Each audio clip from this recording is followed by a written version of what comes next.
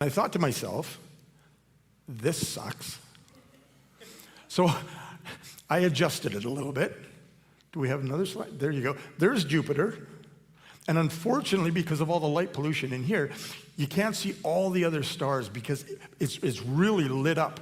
And that's only because I had a really good camera, a really good lens, 21st century technology and photography and editing software just brings it all out. And that was from my deck, and I thought, this is cool. And then there was another picture. There was another picture. It was a picture of the Milky Way, and it was on fire. It was just lit up, the sky. It was this orange, and it went to blue, and then yellow, and stars all around.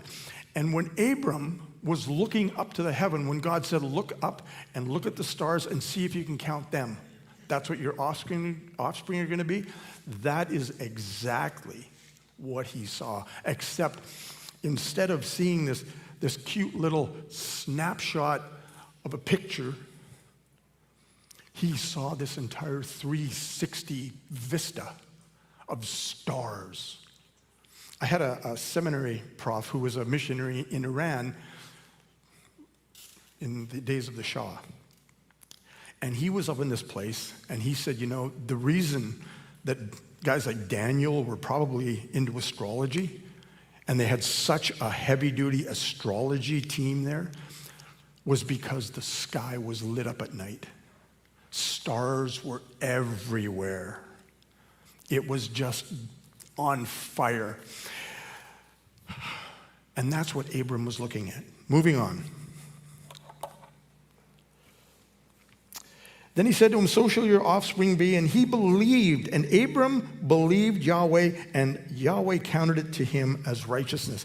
God doesn't expect much. Belief. He wants us to believe. In fact, he doesn't really expect much of anything. Just one thing mainly.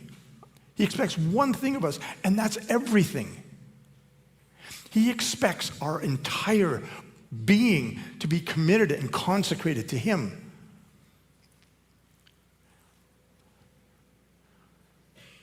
Jesus says, take up your cross daily. And we know that the cross was that place of death, of heinous death, of painful, suffering death. And that's what Jesus is asking us to do. Take up your cross. It was counted Abram as righteousness. And he said to him, I am Yahweh who brought you out from Ur of the Chaldeans to give you this land.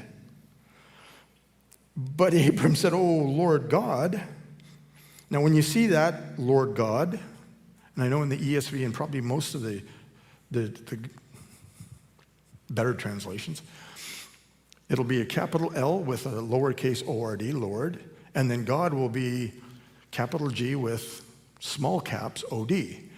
And what that means is that there's another word with Yahweh, and in this case, it's the word Adonai. How many people remember, what's her name?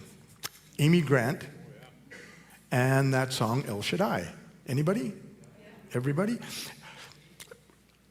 Quick Hebrew lesson, El Shaddai. Do we know what it means?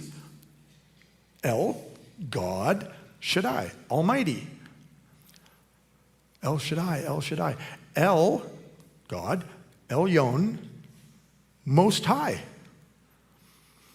And then there's Na, which is a particle meaning please, or I beseech you, or if you're Old English, I pray thee.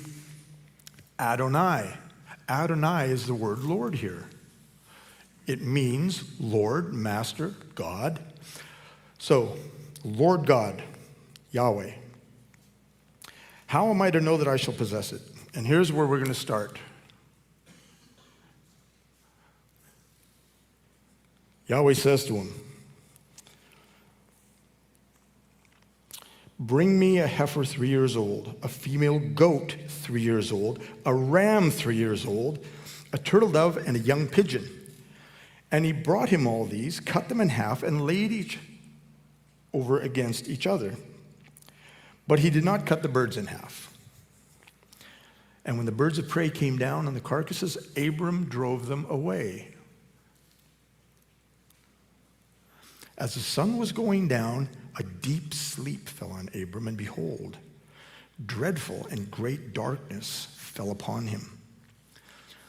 Then Yahweh said to Abraham, know for certain, like those are strong words coming from God Almighty. Know for certain that your offspring will be sojourners in a land that is not theirs, and will be servants there, and they will be afflicted for 400 years.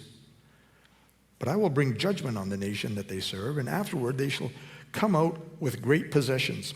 As for you, you shall be buried. You shall go to your fathers in peace. You shall be buried in a good old age, and they shall come back here in the 4th generation, for the iniquity of the Amorites is not yet complete.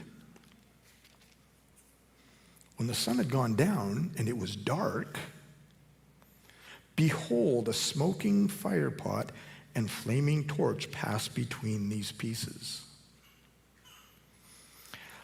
On that day, the Lord Yahweh made a covenant with Abram, saying, to your offspring I will give this land. And there we have it. The Abrahamic covenant 1.2.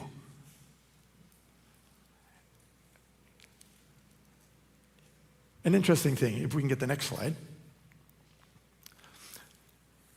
Covenants like this were not uncommon in the ancient Near East. They were very common, in fact. Usually between a landowner and a peasant, or somebody who wants to use the land, work the land. Someone of lesser status to work the land, going to someone of greater status who owns the land. And they make this covenant, and they will slice up some animals. It was also between kings and nations when treaties were involved. Next slide.